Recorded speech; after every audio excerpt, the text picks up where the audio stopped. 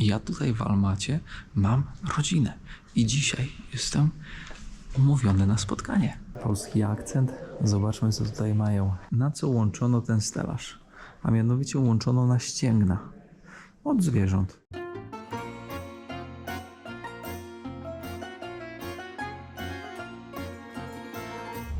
Witam serdecznie wszystkich widzów, nowych, starych, młodych i niemłodych. Dobra, witam serdecznie. Moi drodzy, zapraszam na 4. już odcinek z serii z Kazachstanu. Źle mówię, no gdzież 4? 3. Nie świruj. Człowieku, 3. 3. odcinek z Kazachstanu. Już mi się pokiełbasiło, że tak to określę. Słuchajcie, na wstępie łapeczka, ślad węglowy, no i zaczynamy odcinek. Zapraszam do obejrzenia centralnego meczetu Almatach. 3. odcinek, moi drodzy, też zaczynamy takim aspektem religijnym, ze względu na to, że 80% Kazachów, mieszkańców Kazachstanu, ponieważ jest tutaj dużo mniejszości narodowych, to muzułmanie, a to jest meczet Hazar Sultan, oddany do użytku w 2012 roku i spróbujemy się do niego przebić i wejść, zobaczyć, jak wygląda. Tutaj rzecz jasna, jak w większości meczetów, mamy zastosowanie kamienia i marmuru. Marmur biały, marmur drogi, budynek wzorowany architektonicznie na meczetach z Bliskiego Wschodu. Można wyróżnić minaret. Minaret to nic innego jak wieża, na której codziennie po 5 razy wchodzi muezin i nawołuje do modlitwy. Mówię 5 razy, ponieważ w islamie można wyróżnić 2 typy muzułmanów: szyici i sunnici. W Kazachstanie mamy sunnitów, którzy powinni się modlić 5 razy dziennie, a szyici modlą się dla przykładu 3 razy dziennie. Więc na pewno jest to ten szyicki islam jest na pewno, powiedziałbym, taki bardziej przystępny i taki bardziej podatny na delikatną, nowoczesność świata. O tak to bym określił, bo sunnicki islam jest takim islamem twardym, który możemy znaleźć m.in. w Pakistanie, w Afganistanie, w Iraku i w podobnych krajach, które wymieniłem. Wejdźmy, zobaczmy. Oczywiście sandały trzeba zostawić.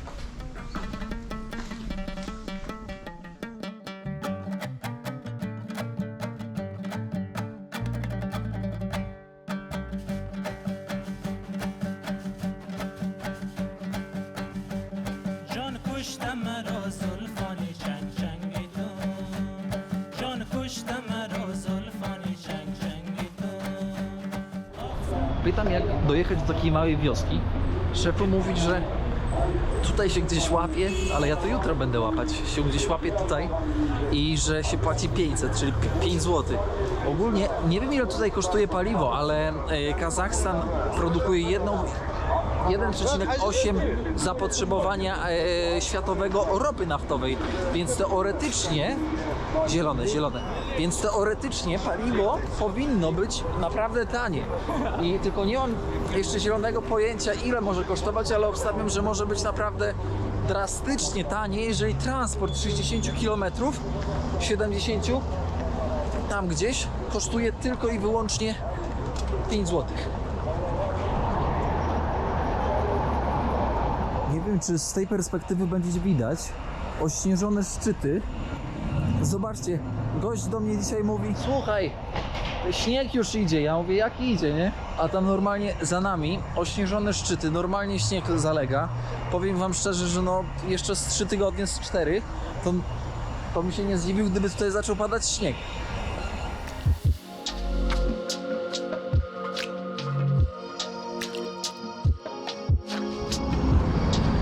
Teraz szukamy metra, żeby się przebić. Proszę bardzo, jaka ładna. Proszę tutaj z tej strony, żeby się przebić, jaka ładna, dzięki mordo.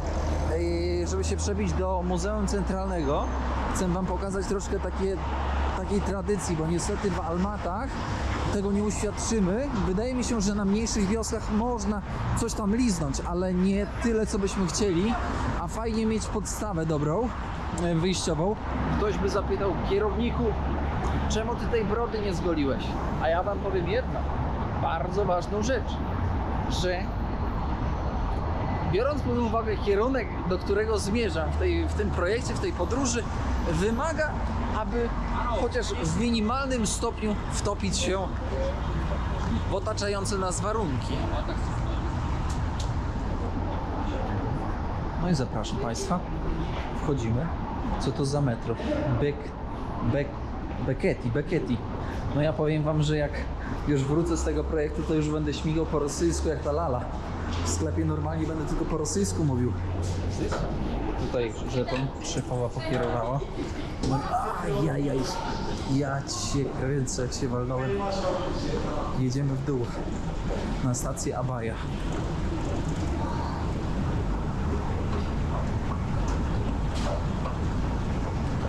Jak się wchodzi na stację metra, oczywiście jest dogłębna kontrola, wyłącznie z taką bramką, że całego mnie skanuje, a później jest jeszcze jest skanowanie bagażu rentgenem.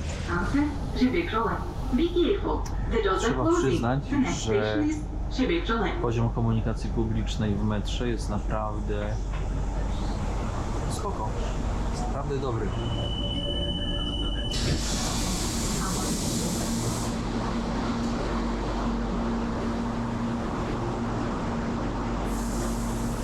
Patrzcie na to.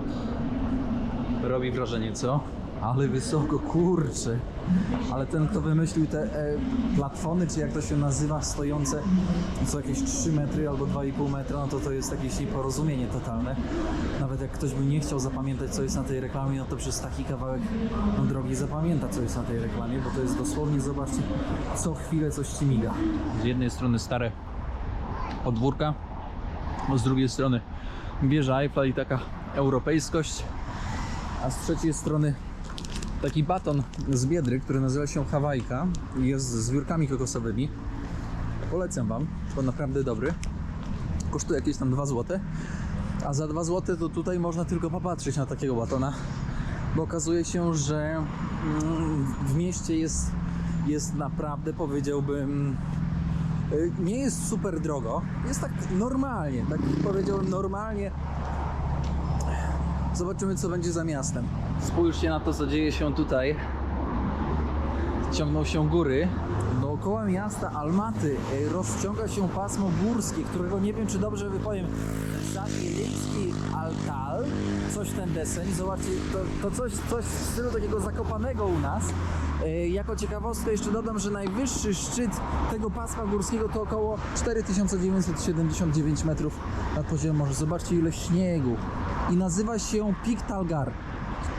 Na obrzeżach miasta znajduje się również stadion olimpijski, na którym w zimie można sobie spokojnie pojeździć tak wyczynowo na łyżwach.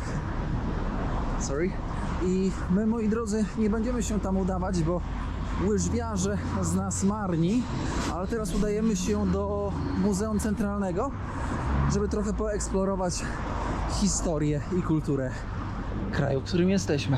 Jak siedziałem sobie w tym Green Bazarze, rozmawiałem z Tadżykiem, no to wiecie, no ludzie są przeróżni i takie tematyka polityczna, no to nie jest najlepszy grunt do tego, żeby rozmawiać przy herbacie, ale on tam na twardo tam ciśnie i mówi: a was, Polaków, to Amerykanie zabiorą, a Ukrainę Rosja zabierze. Ja mówię, my Polacy, naród waleczny. Pierwsza, druga wojna światowa pokazuje, że jesteśmy bardzo waleczni. Oj, i to mocno waleczni. No i też bardzo jesteśmy pomocni, no bo nie ma co ukrywać. Bardzo dużo pomagaliśmy Żydom między innymi podczas II wojny światowej. Pierwszej również. I druga kwestia jest taka, że on tam mnie pyta, a Ukraińcom dużo pomagacie? No ja mówię, no Polska dużo pomaga, nie ma co ukrywać. No i on tam ciśnie dalej, że nas rozkradną, a Ukrainę zabierze Rosja. I ja mówię do niego tak. Mówi, czas pokaże, ale my jako waleczny naród się nie damy. I on tam dalej ciśnie. No powiem wam, że trochę ciśnienie się podniosło, ale starałem się tak zachować spokój. Dlaczego ludzie, powiedzcie mi, dlaczego ludzie mają tak zamknięte głowy? Tak zamknięte głowy i próbują zawsze przeforsować, znaczy zawsze, no niekiedy po prostu, próbują przeforsować swoje zdanie. Paweł przy drzwiach, ochrona. Paweł uśmiech. Zapraszam do Muzeum Narodowego Kazachstanu, moi drodzy. O co chodzi, ty? Op, mamy to.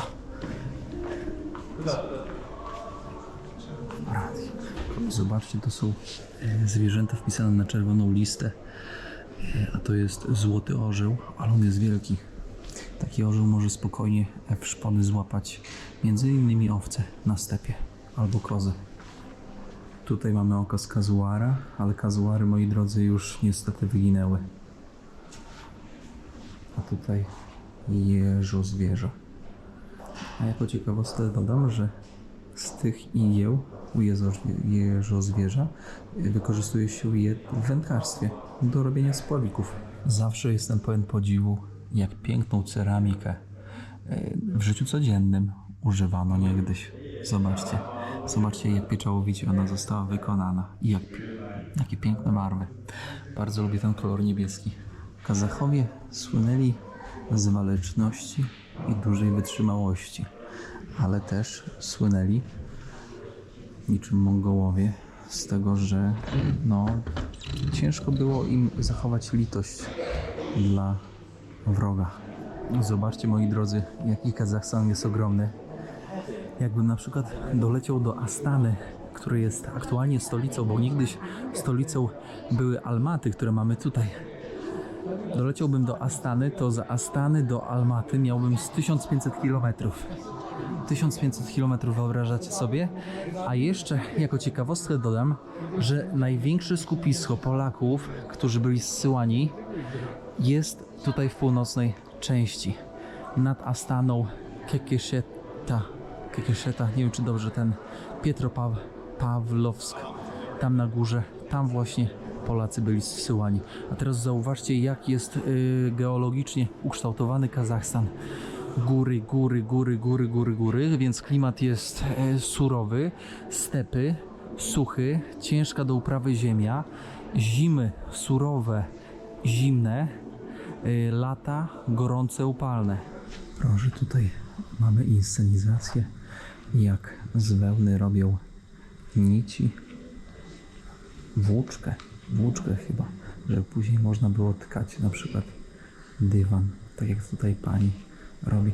Wszystko pozyskiwali od zwierząt, od owiec, od wielbłądów, a tutaj mamy pierwszy sort jurty, czyli filtr, który trzyma ciepło zimą, a świetnie oddycha latem. Latem jest chłodno, zimą jest ciepło. Małe wejście, niskie wejście, żeby zminimalizować uciekanie ciepła. Tam oczywiście łoże, skrzynie, miski, żeby się z gościem podzielić kumysem. To taka ichniejsza herbata. Tam zobaczcie, jakieś skóry wilków. Rzecz jasna, polowania były podstawą utrzymania. Dość ciekawym aspektem budowy jurty jest jej stelaż. Na co łączono ten stelaż? A mianowicie łączono na ścięgna od zwierząt, od krów, jaków, wielbłądów. Do ciepłej wody ścięgno mięknie, jest po prostu taką dobrą, powiedziałbym, liną. Tak jak widzimy tutaj, żeby zbudować jurtę, była potrzebna pomoc innych. No i bardzo często działało to tak jak u nas kiedyś, taki czyn społeczny. Na zasadzie jednym pomagamy złożyć jurtę, a później pozostali pomagają nam złożyć jurtę. I te ścięgna stosowało się tutaj na łączeniach drewna w stelażu. Zauważcie. I to spajało po prostu ludzi. Nie było człowieka bez człowieka. Dywany, które kładło się... Zobaczcie, ten jest w bardzo dobrym stanie.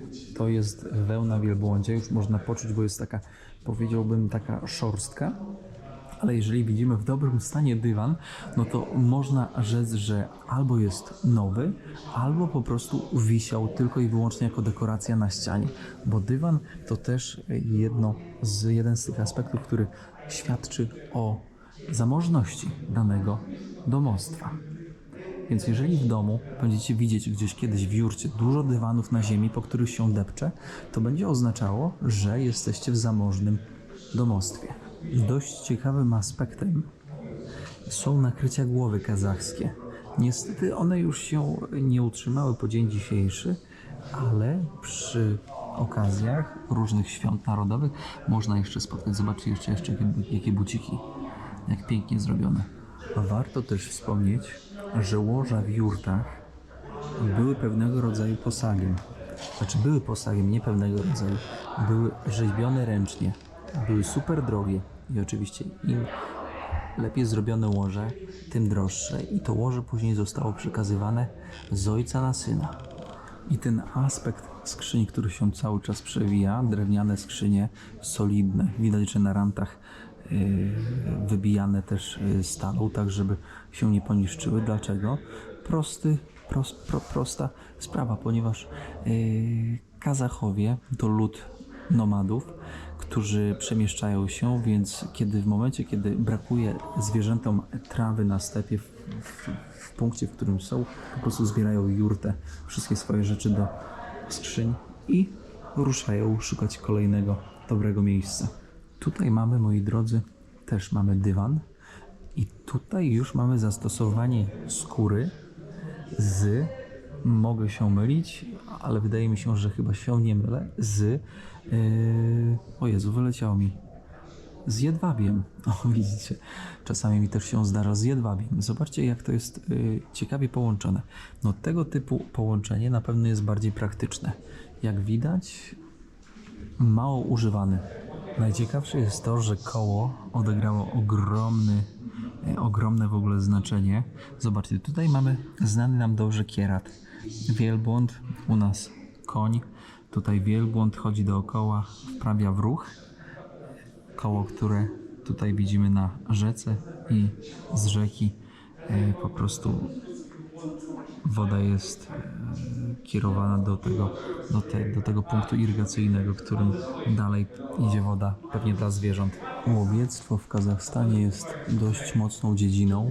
Wykorzystuje się, tak jak widzicie, orły, również jastrzębie, czyli ptactwo drapieżne.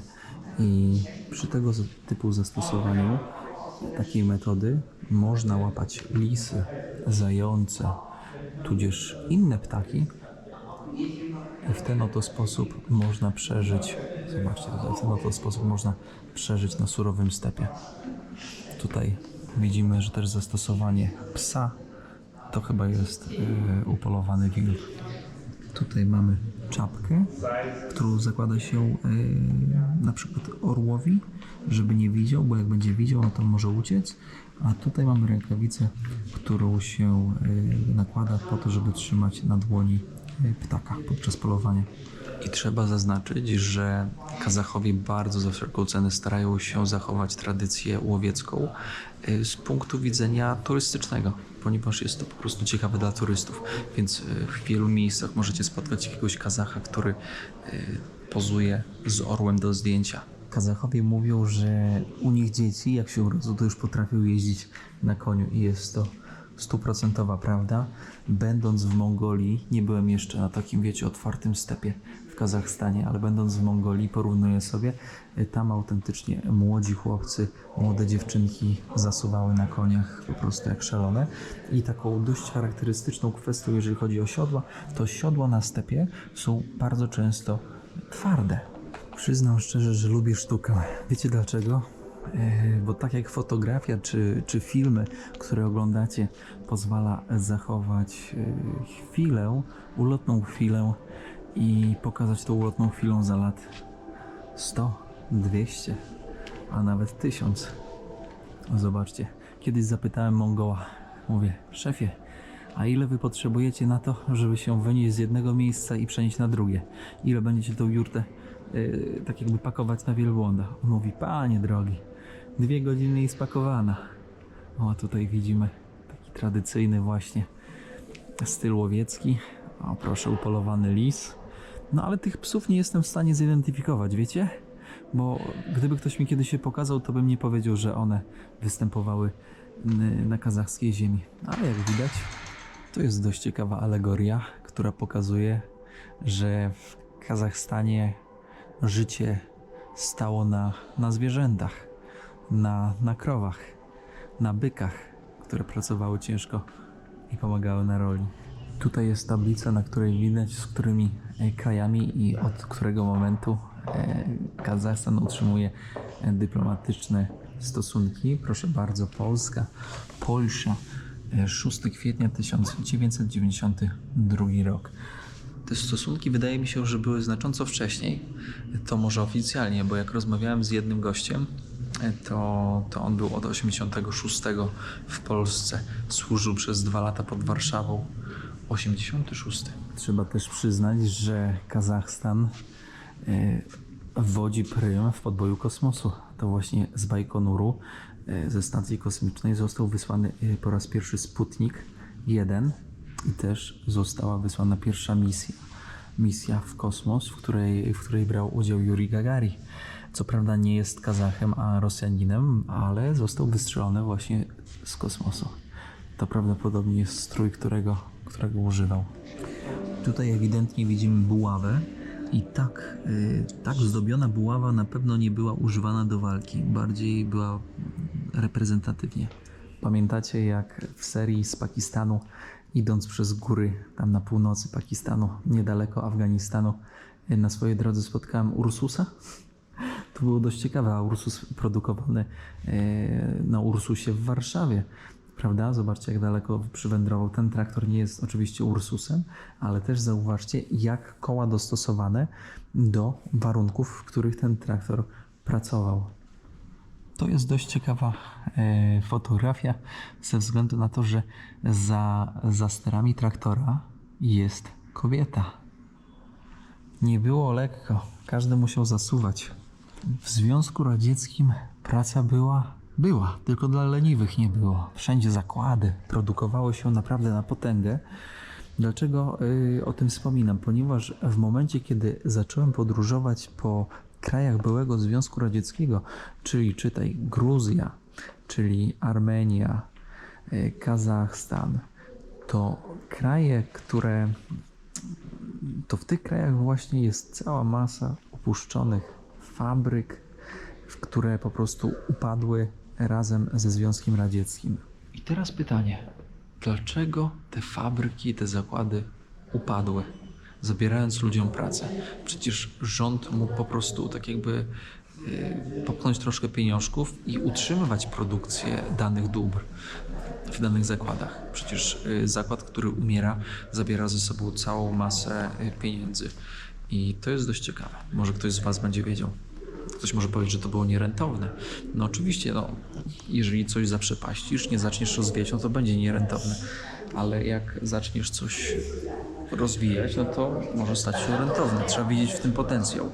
Czyli co, w tych wszystkich zakładach nikt nie widział potencjału? Dziwne. Tutaj zobaczcie też, możemy zauważyć mniejszości narodowe. Koreańczycy, Armeńczycy, Żydzi z torą na czele, Ukraińcy, Białorusini. No tych mniejszości narodowych powiem Wam, że było i wciąż jest bardzo dużo. Rosjanie. No i tutaj Polska, moi drodzy. Tak, tutaj w Muzeum Centralnym Kazachstanu jest polski akcent. Zobaczmy, co tutaj mają. Koło tkackie, tradycyjny, regionalny strój. No i rzecz jasna, fotografia z akordeonem. Strzelam, że mogło być to jakieś wesele, moi drodzy. A tutaj kuferek. Fabryka cukrów Jakor, Warszawa. Zobaczcie, jakie stare fotografie. To jest fotografia, na której pokazują deportowane dzieci w 1946. Oczywiście polskie dzieci, prawda? Tutaj też kolejna deportowana polska rodzina z zachodniej Ukrainy w 1940 roku. I tutaj jeszcze kolejne zdjęcie deportowanych Polaków z zachodniej Ukrainy w 1936 roku. A fotografia została wykonana w 1968. Widać, że już starsi ludzie. Proszę bardzo, tutaj z 41 roku fotografia. Wolna, niepodległa demokracja. Dom polski, dom dziecka, polski dziecka w Semipałatyńsku. Rudnicki Franciszek. Tutaj, moi drodzy, jeszcze sieroty polskie. 1943 rok. Przykry widok. Ktoś by zapytał kierowniku, dlaczego tak wysyłano Polaków na wschód. A więc wszystko działo się ze względu na II wojnę światową i to, że w tamtym czasie Polska była podzielona między Niemcy a Związek Radziecki. No i najzwyczajniej w świecie ze wschodniej Polski Polacy byli deportowani. Był przymus deportacji do Azji. A jeszcze jako ciekawostkę dodam, że mojego ojca tata miał siostrę. I ta siostra w czasie właśnie II wojny światowej poznała żołnierza Kazacha. No i ten Kazach zabrał moją ciocię, moją babcię, dobrze mówię, moją babcię, tak jest, moją babcię, do Kazachstanu. I ja tutaj w Almacie mam rodzinę i dzisiaj jestem umówiony na spotkanie ze swoją rodziną, której nigdy nie widziałem. Nie mam pojęcia, czy się uda cokolwiek nagrać. Nawet nie będę chyba naciskać na to, bo to jest bardzo taki, powiedziałbym, prywatny temat i taki emocjonujący. No dzisiaj za godzinę się widzę ze swoim bratem z Kazachstanu. No, ciekawe.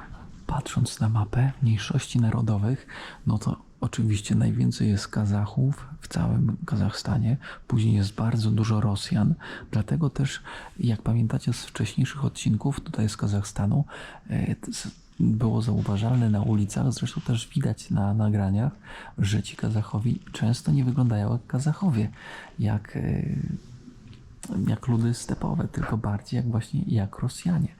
No i rzecz jasna, tam u góry Polacy, Ukraińcy, Niemcy też, bo Niemcy też byli deportowani. Moi drodzy, i jeszcze na sam koniec, kiedy kończymy już wizytę w muzeum, mam nadzieję, że udało się trochę przelać wiedzy na temat Kazachstanu i przybliżyć nieco historię Kazachstanu i aspektów kulturowo-tradycyjnych. I co? Na koniec jeszcze dziewczyny chciały mnie trochę poderwać, jak usłyszała, że jestem z Polski. dość ciekawy. Co ja tutaj trochę się zawstydziłem, no jak to na kierownika przystało. Moi drodzy, tymczasem bardzo dziękuję za uwagę w dzisiejszym odcinku. Zapraszam na kolejny odcinek. Kolejny odcinek będzie, uwaga, bardzo bliski nam, Polakom. I oczywiście nie będzie tylko i wyłącznie monolog, będzie to rozmowa. Więc zapraszam na kolejny odcinek. Tymczasem proszę zostawić ślad węglowy, wysłać tudzież ten film pocztą sandałową do innych ludzi z dobrymi sercami. I co? Łapeczka i ślad węglowy. Trzymajcie się czołem i do zobaczenia. Mam nadzieję, że u Was wszystko w porządku. I proszę czarki i pulpety pogłaskać. No, więc na razie. Cześć.